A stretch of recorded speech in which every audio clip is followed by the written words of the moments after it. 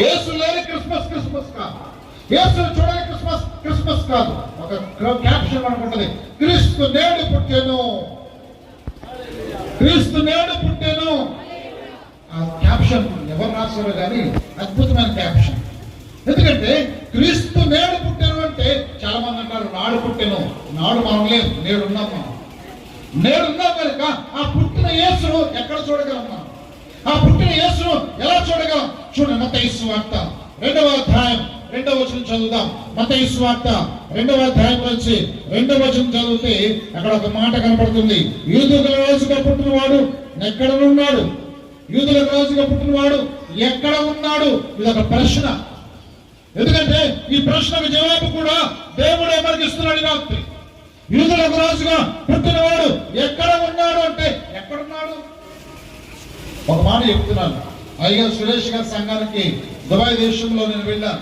వారి పరిచర్య చూస్తాను, వారి శ్రమ చూస్తాను, వారి సువార్త పరిచర్యలో నేను పారిభాగస్తుని కావాలనుకున్నాను. ఎందుకంటే సువార్త ప్రకటించే వారి పాదములు సుందరమై ఉన్నవి అన్నాడు. అంత మాత్రమే కాదు, సువార్త ప్రకటించిన నాకు శ్రమ అన్నాడు. దుబాయ్లో సువార్త అంటే మనం అనుకుంటున్నాం అక్కడ అన్ని ధనాలు వచ్చేస్తాయేమో అనుకుంటాం, లేదా చక్కగా డబ్బులు పోగొడతాం. ఆ వచ్చిన కానుక కనీసం ఆ రోజు ఆ మందిరానికి గంటన్నర గడిపిన ఆ స్థలానికి అద్దె కట్టడానికి కూడా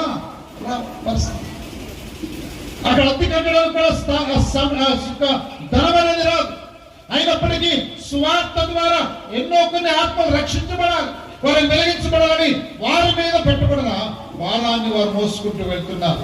నిజమే, ఆ సువార్త పనిలో యేసు ఎక్కడ ఉన్నాడో చూపించవలసిన బాధ్యత సేవకుడికి దేవుడు ఇచ్చాడు. ఎందుకంటే గాబ్రియేలు దూతకు దేవుడు గొప్ప భాగ్యాన్ని ఇచ్చాడు. గొల్లలకు యేసు ఎక్కడ ఉన్నాడో చూపించమన్నాడు.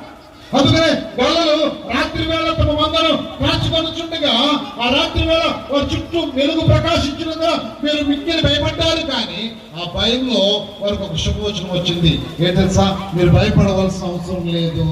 ఎందుకు భయపడవలసిన అవసరం లేదు తెలుసా? ఇదిగో బెత్లెహేములో ఫలానా చోట దావీదు ఊరికి వెళ్ళండి. ఆ ఊరి దగ్గర ఇదిగో ఒక తొట్టిలో ఒక శిశువు ప్రతి గుడ్డులతో చుట్టబడినట మీరు చూశారు. ఇక్కడ యేసు ఎక్కడ ఉన్నాడో గాబ్రియేలు దూత ఎవరికి చెప్పింది? దూతలకు చెప్పింది. గాబ్రియేలు దూత గొల్లలకి చెప్పింది. అంటే యేసుని చూపించింది, యేసుని చూపించింది. ఆ పండుగకు వచ్చిన వారిలో ఫిలిప్పు యేసుని చూపిస్తున్నాడు. ఫిలిప్పు ఎవరు చూపిస్తున్నాడు? యేసుని చూపిస్తున్నాడు. ఈ పండుగకు వచ్చిన వారిలో యేసుని ఎవరు చూపించాలి?